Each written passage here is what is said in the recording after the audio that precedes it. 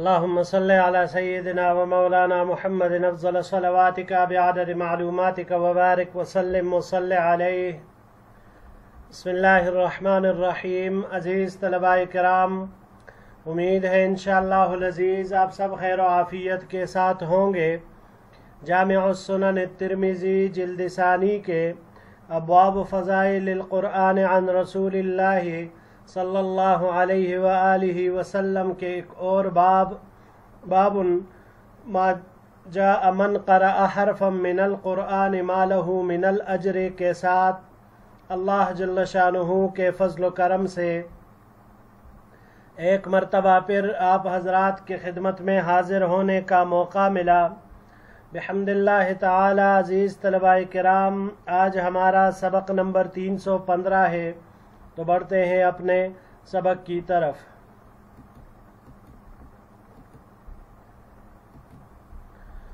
باب ما جاء من قرأ حرفا من القرآن ما له من الاجر. یہ باب اس بیان میں ہے کہ جو شخص قرآن کریم کا ایک حرف پڑھے اس کے لیے کتنا اجر و ثواب ہے.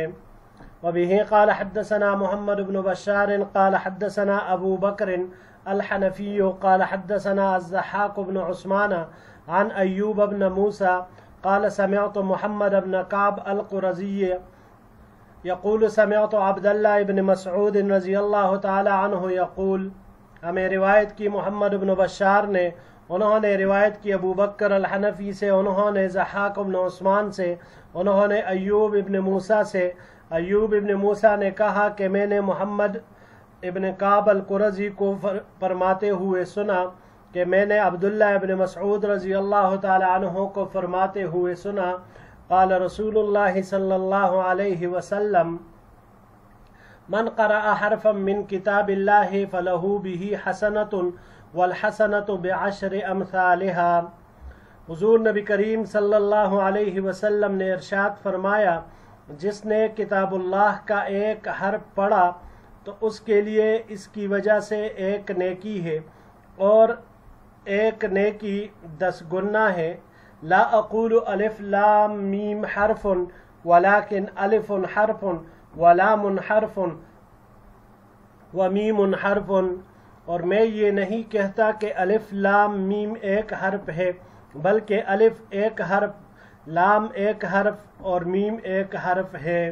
یعنی 3 حروف ہوئے تو 3 نیکیاں، اس کو 10 میں ضرب دے تو 30 نیکیاں صرف الف لام میم پڑھنے سے ہوئی.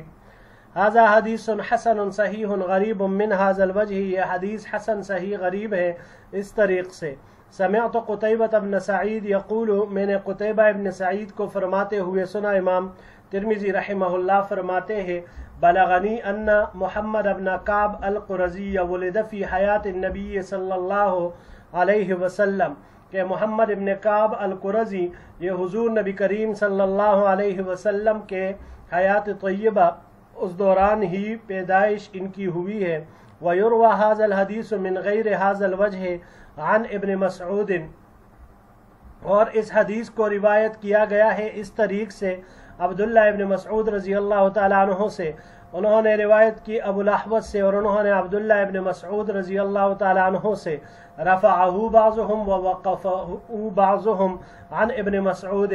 بعض حضرات نے اس کو مرفوع نقل کیا ہے اور بعض نے موقوف عبداللہ ابن مسعود رضی اللہ تعالیٰ عنہ سے. ومحمد ابن کعب القرظی یقنا ابا حمزہ. محمد ابن کعب القرظی ان کی کنیت ابو حمزہ ہے.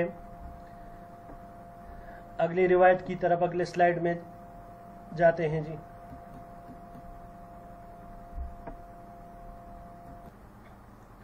وبه قال حدثنا نصر بن علي الجهزمي قال حدثنا عبد الصمد بن عبد الوارث قال حدثنا شعبة عن عاصم عن ابي صالح عن ابي هريرة عن النبي صلى الله عليه وسلم قال. ہمیں روایت کی نصر بن علی الجہزمی نے، انہوں نے عبد الصمد ابن عبد الوارث سے، انہوں نے روایت کی شعبہ سے، انہوں نے عاصم سے، انہوں نے ابو صالح سے، اور انہوں نے ابو ہریرہ رضی اللہ تعالی عنہ سے، انہوں نے حضور نبی کریم صلی اللہ علیہ وسلم سے روایت کیا. قال آپ علیہ الصلاۃ والسلام نے ارشاد فرمایا، یجیء القرآن یوم القیامت فیقول یا رب حلیہ हुजूर नबी करीम सल्लल्लाहु अलैहि वसल्लम ने इरशाद फरमाया, क़यामत के दिन कुरान करीम आएगा और कहेगा, ए मेरे परवरदिगार, इस पढ़ने वाले को जेवर पहनाइए। फ़युलबसु ताजल करामत सुम्मा यक़ूलु या रब्बि ज़िदहु फ़युलबसु हुल्लतल करामति, तो उसको करामत का ताज पहनाया जाएगा। चुनांचे कुरान फिर कहेगा, है मेरे परवरदिगार, इसको और मुज़य्यन कर दे, तो उसको करामत की पोशाक पहनाई जाएगी। सुम्मा यक़ूलु या रब्बि इर्ज़ा अन्हु, ए रब इससे राज़ी हो जा। फ़यक़ूलु रज़ीतु अन्हु, अल्लाह जल्ल शानुहु फरमाएगा कि मैं इससे राज़ी हो गया। फ़युक़ालु लहु इक़रा वर्क़ वयुअता बिकुल्लि आयतिन हसना, बस इस बंदे से कहा जाएगा पढ़ और चढ़, और वो हर आयत के बदले एक नेकी दिया जाएगा। हाज़ा हदीसुन हसन, ये हदीस हसन है। हद्दसना मुहम्मद इब्न बशार क़ाल हद्दसना मुहम्मद इब्न जाफ़र क़ाल हद्दसना शुअबत अन आसिम इब्न बहज़लत अन अबी सालिह अन अबी हुरैरह रज़ियल्लाहु तआला अन्हु नहवहु व लम यरफ़अहु। हमें रिवायत की मोहम्मद इब्न बशार ने, उन्होंने मोहम्मद इब्न जाफ़र से, उन्होंने शुअबा से, उन्होंने आसिम इब्न बहज़ला से, उन्होंने आसिम इब्न बहदला से, उन्होंने अबू सालिह से और उन्होंने अबू हुरैरा रज़ियल्लाहु ताला अन्हु से इसी तरह की रिवायत की है और उसको मरफू बयान नहीं किया। वहाज़ा असहु इंदना मिन हदीस अब्द समद अन शुअबता, इमाम तिरमिज़ी रहमहुल्लाह फरमाते हैं कि ये हदीस हमारे नज़दीक ज़्यादा सही है अब्द समद की रिवायत से जो उन्होंने शुअबा से की है। जी अजीज़ तलबाए किराम, इस बाब के अंदर इमाम तिरमिज़ी रहमहुल्लाह ने दो रिवायात जिक्र फरमा दी। पहली रिवायत के कुरान करीम का हर हर्फ एक एक हर्फ, अलिफ एक हर्फ, बा दूसरा हर्फ, ता तीसरा हर्फ, इस तरतीब से हर्फ हर्फ पर एक नेकी है। वल हसनतु बिअशरि अमसालिहा, कुरान करीम में है मन जाअ बिल हसनति फलहु अशरु अमसालिहा, एक नेकी 10 के बराबर करके दी जाएगी उसका बदला। तो गोया कि एक हर्फ पर 10 नेकियां हुई, तो जितने हुरूफ इंसान पढ़ेगा उसको 10 में ज़रब देता जाए, उसकी नेकियां उसको सामने आ जाएगी।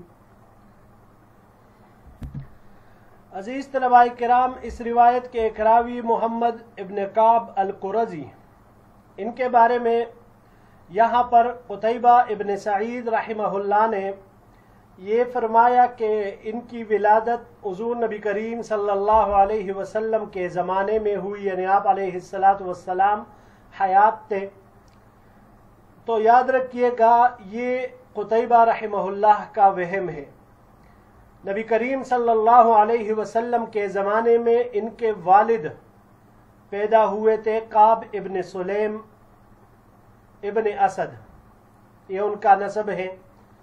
फिर जब बनु कुरैज़ा कत्ल किए गए थे तो उस वक़्त इनके वालिद काब इब्न सुलेम ये नाबालिग थे, इसी वजह से ये रह गए थे, इनको छोड़ दिया गया था।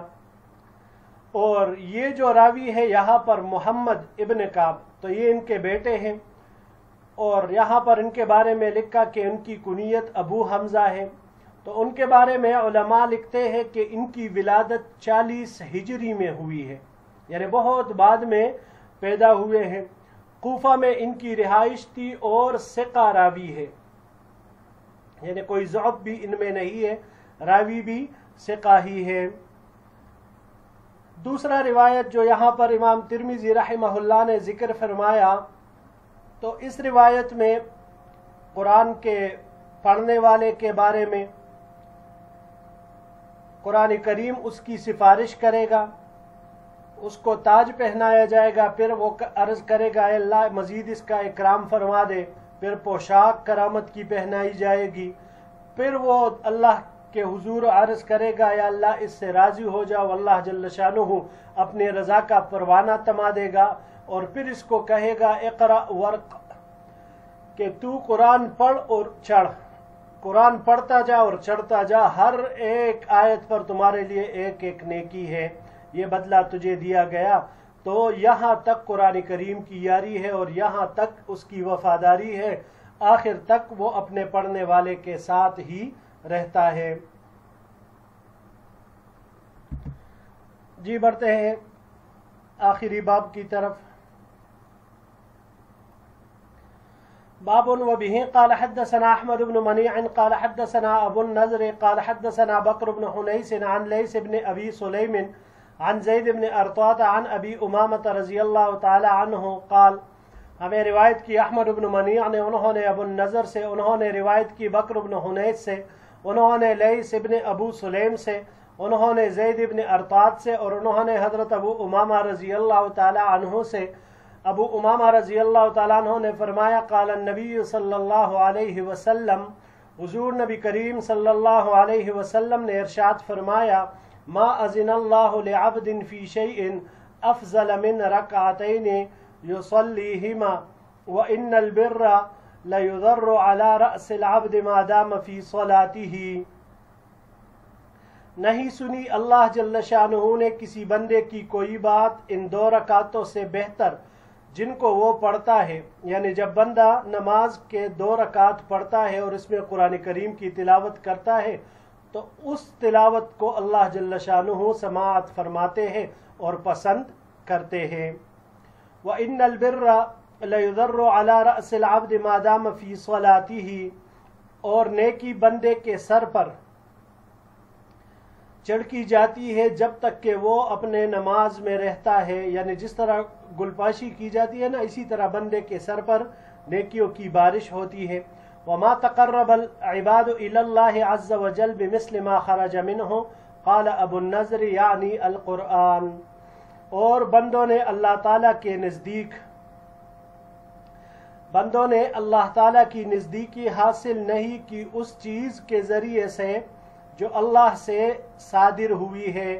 ابو النضر فرماتے ہیں یعنی القرآن، یعنی قرآن کریم جو کہ اللہ کا کلام ہے، اس کے ذریعے بندے جس قدر اللہ کے نزدیکی حاصل کر سکتے ہیں اتنا کسی اور کے ذریعے سے وہ نہیں، کسی اور چیز کے ذریعے سے نہیں کر سکتے۔ وقد روی هذا الحدیث عن زید بن ارطاط عن جبیر بن نفیر عن النبی صلی اللہ علیہ وسلم مرسل، اور یہ حدیث نقل کی گئی ہے زید بن ارطاط سے، جبیر بن نفیر سے، اور انہوں نے نبی کریم صلی اللہ علیہ وسلم سے اس کو مرسل نقل کیا ہے، یعنی بیچ میں سے ابو امامہ رضی اللہ تعالیٰ عنہ کا واسطہ حذف کیا ہے۔ حدثنا بذلك اسحاق بن منصور قال حدثنا عبد الرحمن بن مہدی عن معاویة عن العلاء بن الحارث عن زید بن ارطاط عن جبیر بن نفیر قال، ہمیں روایت کی اسحاق بن منصور نے، انہوں نے عبد الرحمن بن مہدی سے، انہوں نے معاویہ سے، انہوں نے علاء بن الحارث سے، انہوں نے زید بن ارطاط سے، اور انہوں نے جبیر بن نفیر سے، انہوں نے کہا، قال رسول اللہ صلی اللہ علیہ وسلم، حضور نبی کریم صلی اللہ علیہ وسلم نے ارشاد فرمایا، انکم لن ترجعوا الی اللہ بافضل مما خرج منہ یعنی القرآن، یعنی تم ہرگز نہیں لوٹو گے اللہ کی طرف اس چیز سے بہتر کے ذریعے جو اللہ تعالیٰ سے نکلی ہوئی ہے، صادر ہوئی ہے۔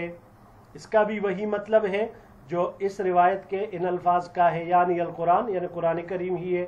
ھذا حدیث غریب لا نعرفہ الا من ھذا الوجہ، یہ حدیث غریب ہے، ہم اسے نہیں جانتے مگر صرف اسی طریق سے۔ وبکر بن خنیس قد تکلم فیہ ابن المبارک وترکہ فی آخر امرہ، اور بکر بن خنیس عبداللہ ابن المبارک نے ان پر جرح کی ہے اور آخری حیات میں تو ان کو بالکل ہی چھوڑ دیا تھا۔ جی عزیز طلباء کرام، یہاں پر اس باب میں 3 باتیں ذکر ہوئی۔ پہلی بات، ما اذن اللہ لعبد فی شیء افضل من رکعتین یصلیہما، کہ اللہ جل شانہ جب کوئی بندہ 2 رکعت نماز پڑھتا ہے، اس میں قرآن کریم کی تلاوت کرتا ہے تو اس تلاوت کو اللہ جل شانہ سماعت فرماتے ہیں اور اس کو پسند بھی کرتے ہیں۔ تو قرآن پاک کے پڑھنے کی فضیلت کے بارے میں عزیز طلباء کرام، یہ سب سے بہترین بات ہے کہ اللہ جل شانہ اس انسان کی تلاوت کو سنتا ہے۔ اللہ اکبر۔ عزیز طلباء کرام، اگر یہ استحضار ہمیں حاصل ہو جائے قرآن کریم پڑھتے ہوئے کہ بھائی ہمارا رب ہمیں سن رہا ہے، یقین مانیے یہ بولتے ہوئے میرے بدن پہ بال کڑے ہو رہے ہیں، تو اگر تلاوت کے دوران یہی کیفیت بن جائے اللہ جل شانہ اس رمضان المبارک کی خاطر جو ابھی طاق رات ہے 21ویں کی، اس کی برکت سے ہم سب کو یہ استحضار نصیب فرمائے، نماز میں، قرآن کی تلاوت میں، ہر چیز میں، آمین یا رب العالمین۔ تو اگر قرآن کی تلاوت کے وقت یہ استحضار بندے کو نصیب ہو جائے کہ میرا رب میری تلاوت سن رہا ہے، تو کیسا فرقیب لمحہ ہوگا، کیسی عجیب تلاوت ہوگی اور کیسا عجیب سما ہوگا۔ اللہ جل شانہ ہم سب کو نصیب فرمائے۔ دوسری بات یہاں پر اس روایت میں کی گئی، وَإِنَّ الْبِرَّ لَيُضَرُّ عَلَى رَأْسِ الْعَبْدِ مَا دَامَ فِي صَلَاتِهِ۔ جس طرح انسان کے اوپر سے اس کے اوپر گلپاشی کی جاتی ہے نا، تو اسی طرح بندے کے سر پر نیکی کی بارش ہوتی ہے، جب تک وہ نماز میں رہتا ہے اس کے اوپر مسلسل نیکیوں کی بارش ہوتی رہتی ہے۔ اور تیسری، وما تقرب العباد الى اللہ عز وجل بمثل ما خرج منہ، قال ابو النضر یعنی القرآن، کہ انسان اللہ جل شانہ کی نزدیکی اگر حاصل کرنا چاہے، اپنے رب کا تقرب حاصل کرنا چاہے، تو یہ صرف اور صرف قرآن کریم سے جیسے حاصل کرتا ہے، جتنی تیزی کے ساتھ، جتنے جلدی کسی اور عبادت، کسی اور چیز کے ذریعے سے اتنی جلدی اس کو حاصل نہیں کر سکتا، کیونکہ یہ قرآن کریم اللہ کا کلام ہے، اللہ جل شانہ سے اس کا صدور ہوا ہے۔ تو اب اس کے ذریعے سے اس سے زیادہ اور کون سی چیز ہوگی جس کے ذریعے انسان اپنے رب کا قرب حاصل کر سکے گا۔ جی عزیز طلباء کرام، یہی تک ہمارا آج کا سبق تھا، انشاءاللہ العزیز زندگی رہی تو اگلے درس میں ایک نئے باب کے ساتھ پھر آپ کی خدمت میں حاضر ہوں گے۔ السلام علیکم ورحمۃ اللہ وبرکاتہ۔